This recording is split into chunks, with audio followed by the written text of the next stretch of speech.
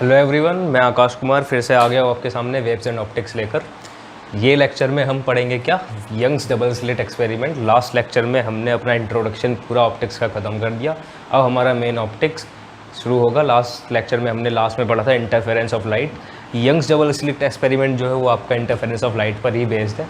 तो इंटरफेरेंस अगर आप पढ़ चुके हैं थोड़ा, तो यंग्स डबल स्लिट एक्सपेरिमेंट पढ़ने में आपको कोई दिक्कत नहीं आएगी, कोई दिक्कत नहीं है, क्योंकि बिल्कुल सेम चलता है। जैसे आप सुपरपोजिशन ऑफ वेव्स पढ़ते हैं तो सेम चीज़ इसमें यहाँ है।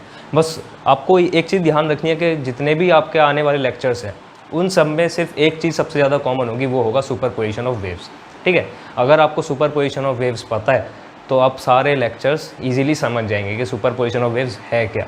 और दो वेव्स अगर सुपर इम्पोज हो रही हैं तो ब्राइट और डार्क फ्रिंजेस का मतलब क्या है, या कंस्ट्रक्टिव और डिस्ट्रक्टिव इंटरफेरेंस का क्या मतलब है। अगर आपको ये पता है तो आपका इंटरफेरेंस पूरा अच्छे से समझ में आ जाएगा। तो शुरू करते हैं आपका आज का topic, that is Young's double slit experiment. तो सबसे मशहूर ये एक्सपेरिमेंट कहा जाता है कि यंग्स डबल स्लिट एक्सपेरिमेंट एक बहुत ज़्यादा मशहूर एक्सपेरिमेंट हुआ, क्योंकि पहली बार ही उसने क्या किया, वेव्स फेनोमिना को प्रूव किया था। भाई यंग्स डबल स्लिट एक्सपेरिमेंट में क्या मानते हैं हम कि लाइट एक वेव है, ठीक है। तो उसमें फिर जो फ्रिंज पैटर्न आपके बनते हैं, जो इंटेंसिटी पैटर्न आपका बनता है, इंटरफेरेंस पैटर्न जो आपका बनता है, वो आप तभी प्रूव कर सकते हो जब आप ये कंसिडर करो कि लाइट आपका वेव है। तो एक तरीके से ये प्रूफ है कि लाइट आपका एक वेव नेचर भी लाइट का होता है, ठीक है। तो यंग्स डबल स्लिट एक्सपेरिमेंट, जिसको हम बार बार इतना बड़ा नाम नहीं लिखेंगे, YDSC के नाम से इसको बोलेंगे, ठीक है, बोलेंगे। तो YDSC जो है एक प्रूफ है कि light has wave nature also. तो होता है क्या है इसमें, देखो भाई, जैसे मैंने लास्ट टाइम बताया था कि आपको अगर कोहेरेंट सोर्स चाहिए तो इंटरफेरेंस पैटर्न चाहिए, तो आपके पास कोहेरेंट सोर्स होना चाहिए, ठीक है। तो इसमें सबसे पहली चीज़ तो हम क्या यूज़ करते हैं, एक सोर्स यूज़ करते हैं, एक सोर्स यूज़ करते हैं। ये होता है हमारा कोहेरेंट सोर्स, या फिर इनकोहेरेंट भी हो सकता है, कोई दिक्कत की बात नहीं है, ठीक है। मतलब ज़्यादातर हम कोहेरेंट इसीलिए लेते हैं क्योंकि आपको इंटरफेरेंस पैटर्न चाहिए। तो इसमें हम क्या लेंगे, अभी कोहेरेंट सोर्स की अगर बात करें तो कोहेरेंट सोर्स से ऐसे आपका लाइट आया और हमने यहाँ क्या लगा दिया, एक लेंस लगा दिया।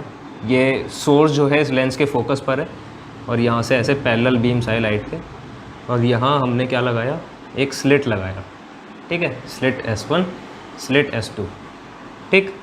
ये आपका स्लिट लगाया, और यहाँ आपका लगाया हमने स्क्रीन। ये है आपका स्क्रीन। तो अगर आपका x डायरेक्शन अंदर की तरफ है और y डायरेक्शन ऊपर की तरफ है और z डायरेक्शन आपका ऐसे है, ये है z डायरेक्शन, ठीक है।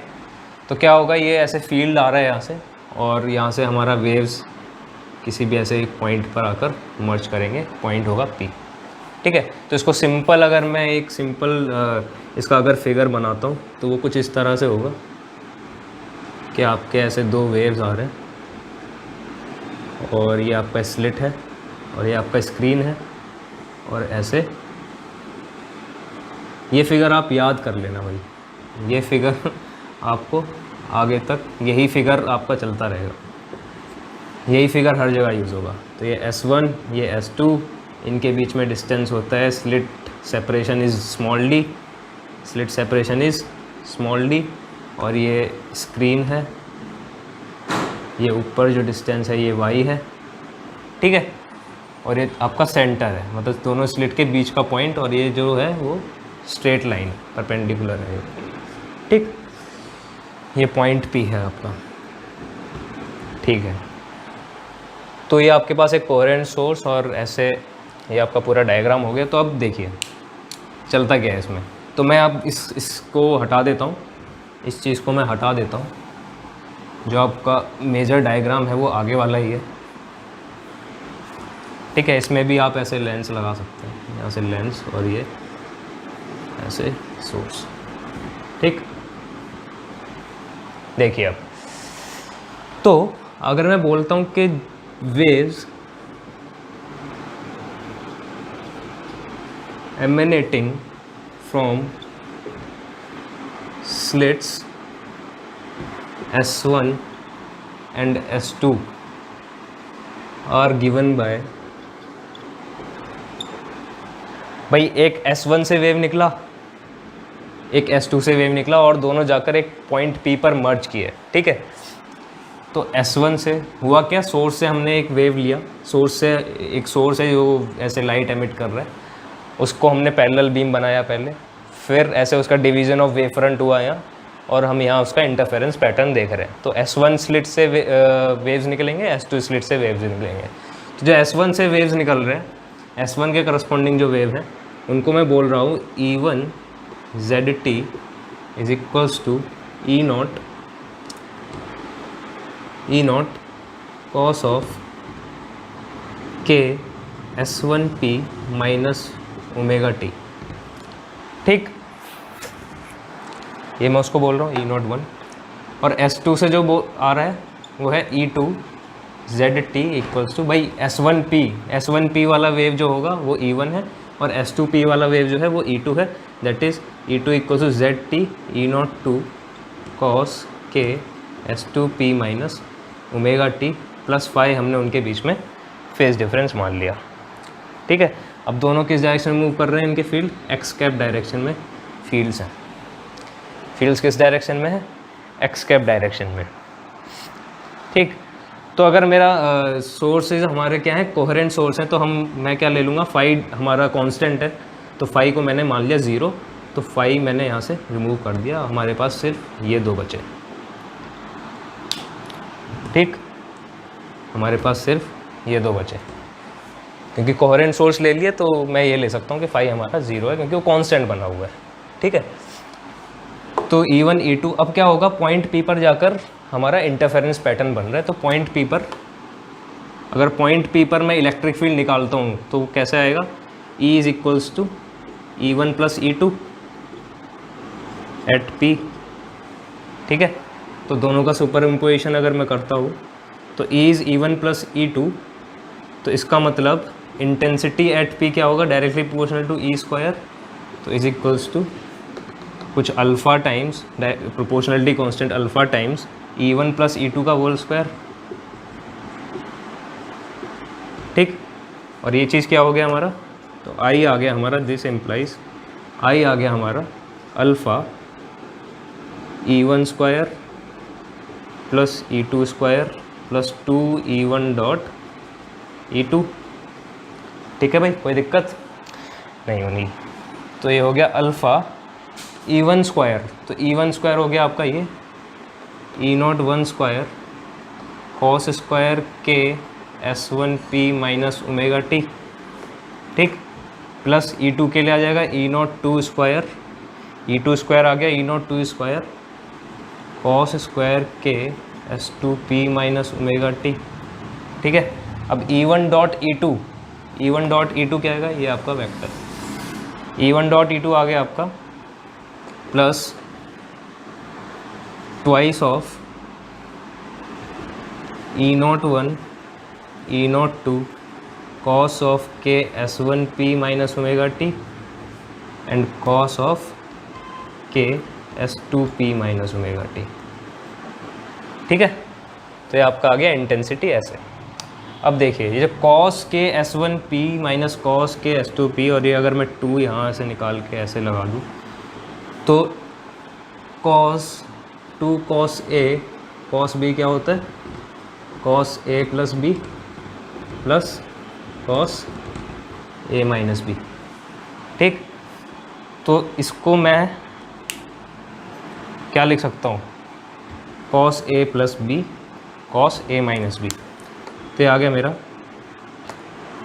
cos of A plus B, तो ये A था ये B था, ठीक है। तो cos of A plus B ये आ जाएगा मेरा cos K S1P plus S2P, ठीक, माइनस ऑफ 2 ओमेगा टी, एक ये आ गया। दूसरा आएगा प्लस E01 E02, खुद करके देखिएगा, cos of K S1P minus S2P, ठीक है। तो ये दो मेरे टर्म्स ऐसे निकल कर आ जाएंगे। अब देखिए, अब हम लेंगे इसका एवरेज। एवरेज, ये होता है साइन किसका, एवरेज का। I average is equals to, इसका एवरेज लेंगे भाई, टाइम एवरेज लेंगे, किसका, टाइम एवरेज, टाइम एवरेज, ठीक। तो cos square, average of cos square theta, theta जो कि टाइम का फंक्शन है, कॉस स्क्वायर का एवरेज होता है half, and average of cos theta जो कि टाइम का फंक्शन है उसका एवरेज होता है 0, ठीक है। तो कॉस स्क्वायर थीटा टी का एवरेज होगा हाफ, और कॉस थीटा टी का एवरेज होगा 0। तो इसका मतलब जो यहाँ पर जहाँ पर टाइम फंक्शन आ रहा है वहाँ पर अगर हम एवरेज लें तो भाई इसका एवरेज तो कांस्टेंट है, इसका एवरेज तो यही रहेगा अल्फ़ा 0 1 स्क्वायर, कॉस स्क्वायर ये हो गया हाफ, तो ये आ गया हाफ, प्लस यहाँ पर भी कॉस स्क्वायर और टाइम का फंक्शन है तो ये भी हो गया 1/2 अल्फ़ा E02 स्क्वायर हाफ।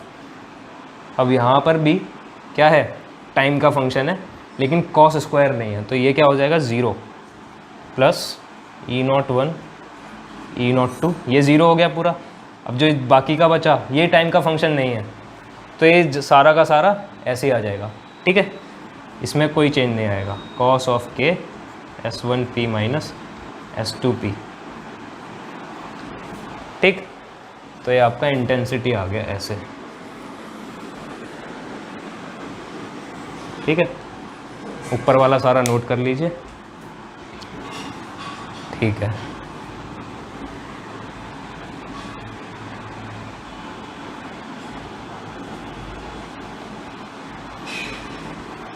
तो अब हम क्या करेंगे, इसको लिखेंगे I1 और I2 की फॉर्म में, ठीक। इसको लिखेंगे I1 और I2 की फॉर्म में। तो हमारा जो पहला वाला जो फील्ड था E1 जो था that is E01 sign of के S1P माइनस ओमेगा टी था, ठीक है। तो I1 जो हो गया हमारा, I1 is proportional to E1 square, ठीक है। तो I1 is proportional to E1 square और I1 का average is proportional to E1 का एवरेज का स्क्वायर कॉस, ठीक। तो कॉस स्क्वायर का एवरेज यहाँ क्या आ जाएगा, हाफ, और प्रोपोर्शनलिटी कांस्टेंट अगर अल्फ़ा ही है मेरा तो हाफ अल्फ़ा 0 1 स्क्वायर। ऐसे ही एवरेज ऑफ I2 क्या हो जाएगा मेरा, हाफ अल्फ़ा 0 2 स्क्वायर, ठीक है। तो इसका मतलब ये कितना हो गया मेरा, इसको मैं लिख सकता हूँ I1 का एवरेज, इसको लिख सकता हूँ मैं I2 का एवरेज, और E01 और E02 अगर मैं यहाँ से निकालता हूँ तो यहाँ पर भी एक अल्फ़ा होगा ना, ठीक है। तो E01 और E02 अगर मैं निकालता हूँ तो वो क्या आ जाएंगे, यहाँ से दोनों मल्टीप्लाई करके ये बचेगा आपके पास, भाई E01 आएगा √2 of I1 bye 2 I1 bye alpha, मतलब E01 आएगा आपको 2 I1 बाय अल्फ़ा का रूट, ऐसे ही E02 आ जाएगा आपका 2 I2 बाय अल्फ़ा का रूट, ठीक है। तो दोनों को मल्टीप्लाई करूँगा तो मेरे पास आ गया 2 I1 I2। एक काम करो, इसको एवरेज ही मानकर चलो कि ये I1 और I2 जो है वो एवरेज इंटेंसिटी है। तो I1 I2 2 I1 I2, और ये आपका बचा कॉस ऑफ, अब S1P माइनस S2P क्या है, S1P इज़ द डिस्टेंस, पहली वेव ने कितना डिस्टेंस ट्रेवल किया P तक पहुंचने से पहले, ठीक है, और S2P है दूसरी वेव ने कितना डिस्टेंस ट्रेवल किया। तो दोनों के बीच में, दोनों की डिस्टेंस के बीच में कितना डिफरेंस है वो S1P माइनस S2P है, ठीक है। तो इसका मतलब कितना पाथ, पहला पाथ S1P है, दूसरा पाथ S2P है, तो पाथ डिफरेंस है ये S1P माइनस S2P क्या है, पाथ डिफरेंस। तो पाथ डिफरेंस किससे दिखाते हैं हम, डेल्टा से, और के डेल्टा क्या होता है हमारा, phase difference is equals to 2 pi by lambda into path difference होता है ना। तो इसको क्या लिखेंगे हम, कॉस ऑफ डेल्टा। तो हमारा टोटल इंटेंसिटी कितना आ गया, आई इज़ I1, या इसको एवरेज भी लिखेंगे, I average is I1 plus I2 plus 2 I1 I2 cos of delta, ये आपका आ गया आई एवरेज, ठीक। अब यहाँ से पूरा आपका राम कथा शुरू होगा भाई, आगे मैक्सिमम मिनिमम इंटेंसिटी वगैरह का। देखिए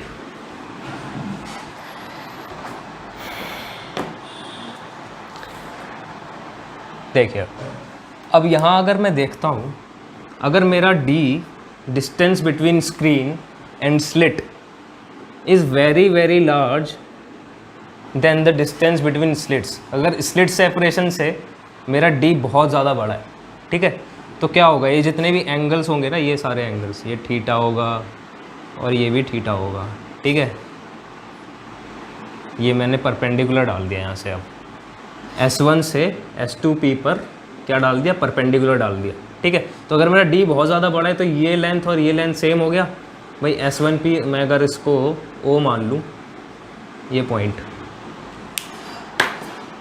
ये मैंने ऐसे परपेंडिकुलर डाला, ठीक है, और ये पॉइंट मैंने मान लिया जहाँ परपेंडिकुलर गिरा O है।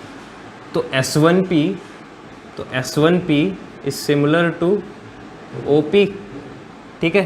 तो पाथ डिफरेंस जिसकी हम बात कर रहे थे डेल्टा, जो कि हमारा क्या है, S1P माइनस S2P है, ठीक है, या फिर S2P माइनस S1P भी ले सकते हैं भाई। कॉस ऑफ माइनस एक्स क्या होता है, कॉस ऑफ एक्स, ठीक है। तो S2P माइनस S1P भी ले सकते हैं। तो S2P माइनस S1P क्या है हमारा, D ऑफ साइन थीटा है, क्योंकि ये एंगल भी क्या होगा हमारा, थीटा होगा, ठीक है। D ऑफ साइन थीटा मतलब कि ये O हमारा क्या है, OS2 इस क्या है हमारा, D साइन थीटा। याद क्या रखना है आपको, delta is D of sine theta, ठीक। कब, जब D हमारा बहुत ज़्यादा बड़ा है स्मॉल d से, capital D is very very larger than small d, ठीक, ठीक है। अब जो आपका फेज डिफरेंस है that is delta, delta is 2 pi lambda into ये वाला डेल्टा, पार्ट डिफरेंस, ठीक। तो 2 pi del is equals to 2 pi lambda into D sine theta. ये आपका आ गया फेज डिफरेंस और स्लिट सेपरेशन का रिलेशन, ठीक है। इसका मतलब फेज डिफरेंस जो है इन्वर्सली प्रोपोर्शनल टू लैम्डा है। अगर वेवलेंथ ज़्यादा होगा तो फेज डिफरेंस कम होगा, ठीक है।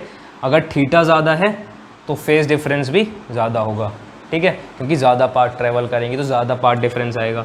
अगर स्लिट सेपरेशन ज़्यादा है, मतलब स्लिट अगर दूर दूर है, ठीक है, तो हमारा फेज डिफरेंस भी ज़्यादा होगा। तो यहाँ से आप सारे रिलेशन निकाल सकते हैं, ठीक है। अब आगे चलते हैं। If S1 and S2 are identical, अब मैं कुछ आपको इम्पॉर्टेंट चीज़ें बताऊँगा। तो ये आप सारे इम्पॉर्टेंट चीज़ मैं इधर लिख देता हूँ। ये आपका आ गया delta is 2 pi lambda into D sine theta, ठीक है। अब आगे चलते हैं जल्दी से। S1 and S2 are identical, अगर मेरे S1 और S1 and S2 are identical तो क्या होगा भाई, सेम स्लिट है तो सेम इंटेंसिटी निकलेगा, ठीक है। मतलब कि I1 इक्वल्स टू I2 होगा, I0 ले लिया, तो मेरा I एवरेज जो आया वो कितना आएगा, I0 plus I0 plus 2 I0। अच्छा ये अंडर रूट भी है, तो ये अंडर रूट भी होगा ना, 2 I0 और ये हो जाएगा कॉस ऑफ डेल्टा, ठीक है। तो यहाँ से आ गया 2 I0 मैंने कॉमन ले लिया, 1 प्लस कॉस ऑफ डेल्टा बचा। इसको मैं लिख सकता हूँ 2 I0 into twice of cos square delta by 2। ये आ गया आपका 4 I0 cos square delta by 2। तो I is 4 I0 cos square delta by 2। अगर मेरे दोनों स्लिट जो हैं आइडेंटिकल हैं तब, ठीक है। अब इसी में एक केस देख लीजिए। ये तो था कि आपका जो है जब फेज डिफरेंस आपका कांस्टेंट है, ठीक है। अब मान लो मेरा जो मैंने इनकोहेरेंट सोर्स ले लिया, तो मैंने बताया था इनकोहेरेंट सोर्स में आपका डेल्टा क्या होता है, टाइम का फंक्शन होता है। तो इसका मतलब इंटेंसिटी क्या हो गया आपका 4 I0 cos square delta t by 2 हो गया।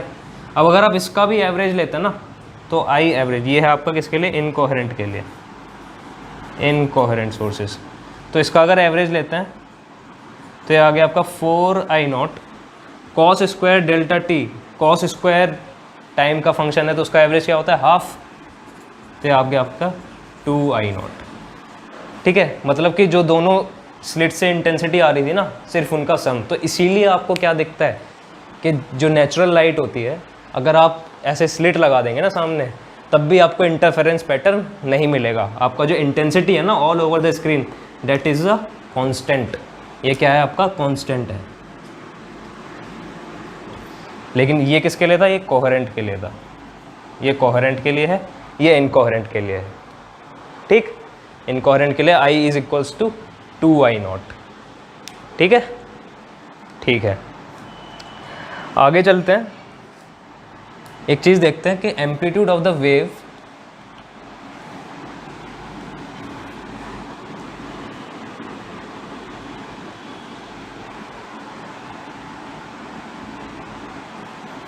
चीज़ देखते हैं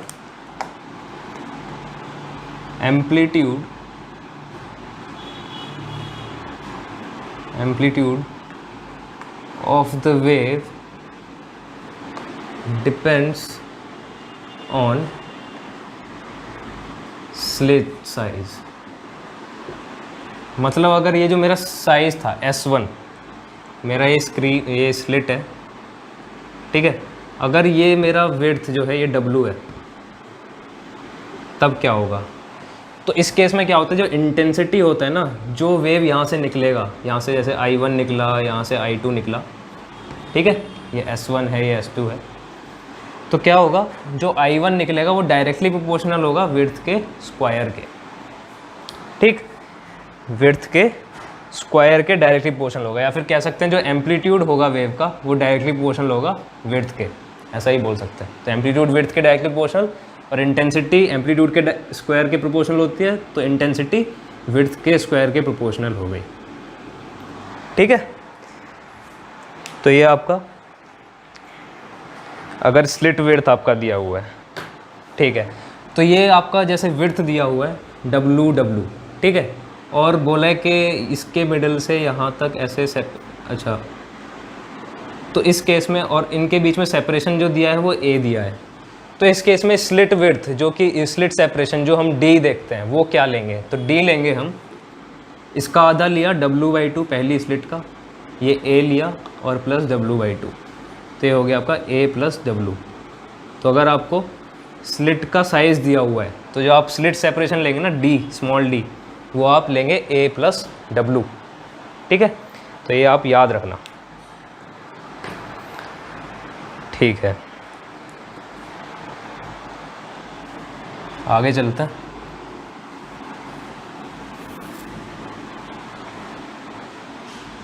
ये देखिए, अगर आपका इस केस में जब मेरे दोनों स्लिट सेम हैं तो I मैक्सिमम क्या होगा, I मैक्सिमम मतलब कॉस का वैल्यू 1, तो I मैक्सिमम हो गया 4I0, जब कॉस डेल्टा/2 क्या है आपका 1 है। ठीक है, और I मिनिमम हो गया आपका कितना, I मिनिमम के लिए आपका कॉस स्क्वायर डेल्टा/2,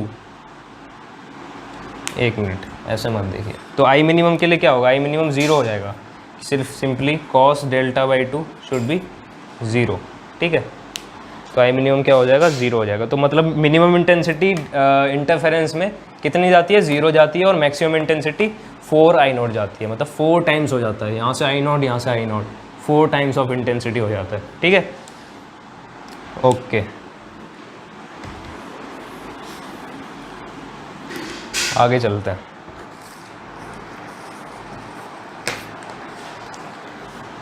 तो हमने YDSC का थोड़ा पढ़ लिया, intensity of bright and dark fringes पढ़ लिए, अब बचा है हमारा पोजीशन ऑफ फ्रिंजेस। तो पोजीशन ऑफ फ्रिंजेस हम पढ़ेंगे अगले लेक्चर से। ठीक है, अगले लेक्चर में हम पढ़ेंगे पोजीशन ऑफ फ्रिंजेस। तो इसमें अभी मैं आपको एक क्वेश्चन करवा देते हैं, थोड़ा सा क्वेश्चन करवा देते हैं, फिर अगला लेक्चर स्टार्ट करेंगे।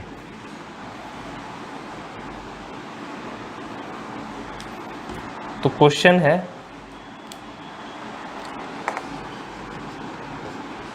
क्वेश्चन आपको दिया हुआ है कि कोहेरेंट सोर्स दिया हुआ है आपको, कोहेरेंट सोर्स है, सोर्स आपका कोहेरेंट है, ठीक, और जो आपका S1 और S2 है, S1 का विड्थ जो W है और S2 का विड्थ जो है वो ट्वाइस है W के। ठीक है, मतलब S2 का इसलिए twice of width of S1 है। तो पूछा है find I maximum bye I minimum ये पूछा है, ठीक है। Maximum intensity divided by minimum intensity क्या होगा इस केस में, अगर विड्थ अलग अलग है तो देखिए भाई, तो S1 का अगर मैं बात करता हूँ तो विड्थ इंटेंसिटी क्या है, डायरेक्टली प्रोपोर्शनल होता है विड्थ के स्क्वायर के, अभी बताया था। तो विड्थ के स्क्वायर के डायरेक्टली प्रोपोर्शनल है, तो इस केस में S1 के अगर मैं एम्पलीट्यूड मान लूँ कुछ, S1 से जो इंटेंसिटी आ रहा है वो मैंने I0 मान लिया, ठीक है। S1 का I0 मान लिया, तो S2 का एम्पलीट्यूड, S2 का जो इंटेंसिटी है ये I1 है, ठीक है। तो I1 इक्वल्स टू I0 हो गया। I2 जो है वो होगा ट्वाइस ऑफ W का स्क्वायर का प्रोपोर्शनल, तो ये हो गया proportional to 4 times of omega square, और omega square is proportional to I1, तो इसका मतलब हो गया 4 टाइम्स ऑफ I1, मतलब कि 4 I0 हो गया, ठीक है। तो I2 इज़ 4 I0, ठीक। I2 इज़ 4 I0 हो गया, और I1 is I0, I1 is I0।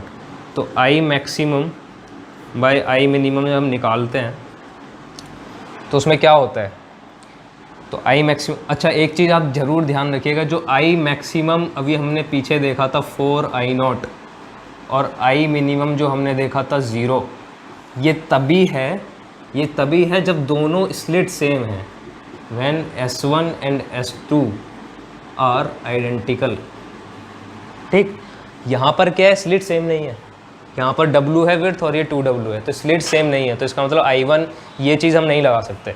तो इसमें आपको कन्फ्यूज़न हो सकता था कि I max by I minimum तो फिर इन्फिनाइट हो गया 4/0, तो ऐसा यहाँ नहीं होगा। ये तभी है जब S1 और S2 आइडेंटिकल है, तो यहाँ पर आइडेंटिकल नहीं है, तो यहाँ हमें निकालना पड़ेगा कैसे, I maximum by I minimum. तो I मैक्सिमम जब हम निकालते हैं, जो मैंने बताया था आपको, तो वो होता है √I1 प्लस √I2 और √I1 माइनस √I2 का होल स्क्वायर, ये पिछले लेक्चर में कवर कर चुके हैं। तो I1 प्लस I2 को, तो I1 तो ये हो गया √I1 by I2 divided by √I1 by I2 plus 1 minus 1 whole square, ठीक है। तो I1 बाय I2 कितना है, I1 बाय I2, तो I1 है आपका I0 और I2 है आपका 4, ठीक है। तो एक काम करिए, इसको I2 बाई I1 कर लीजिए, थोड़ा इजी हो जाएगा। ये हो गया I2 बाई I1, और क्योंकि ये वाला स्लिट बड़ा है तो ये इसको हम ज़्यादा ले लेंगे, कोई फ़र्क नहीं पड़ेगा इससे क्योंकि बाहर स्क्वायर लगाया हुआ है। तो ये हो जाएगा I2 बाई I1, ठीक। तो I2 बाई I1, तो I2 बाई I1 क्या है, I2 है आपका 4 I0, I1 है आपका I0, तो I2 बाई I1 हो गया 4, तो 4 का रूट प्लस 1 डिवाइडेड बाई 4 का रूट माइनस 1 का स्क्वायर, तो हो गया 9:1। तो I maximum by I minimum कितना आएगा इसमें, 9:1 आएगा, ठीक है। तो इतना ही करते हैं आज। अगले लेक्चर में हम पोजीशन ऑफ फ्रिंजेस से स्टार्ट करेंगे, और ये यंग्स डबल स्लिट एक्सपेरिमेंट में आपका थोड़ा टाइम लगेगा कंप्लीट होने में, क्योंकि मैं बहुत सारे क्वेश्चन करवाने वाला हूँ इसमें, क्योंकि इसमें क्वेश्चन बहुत सारे बनते हैं, तरह तरह के क्वेश्चन बनते हैं। स्लिट का अगर सेपरेशन कम करेंगे तो क्या होगा, मीडियम अगर मैं डाल दूँ इसमें, कुछ किसी मीडियम में डाल दूँ, पानी डाल दिया इसमें, ठीक है, तो क्या चेंजेस आएंगे फ्रिंजेस में, और तरह तरह की चीज़ों के बारे में बात करेंगे। तो नमस्कार, आज के लिए बस इतना ही, मिलते हैं अगले एपिसोड में।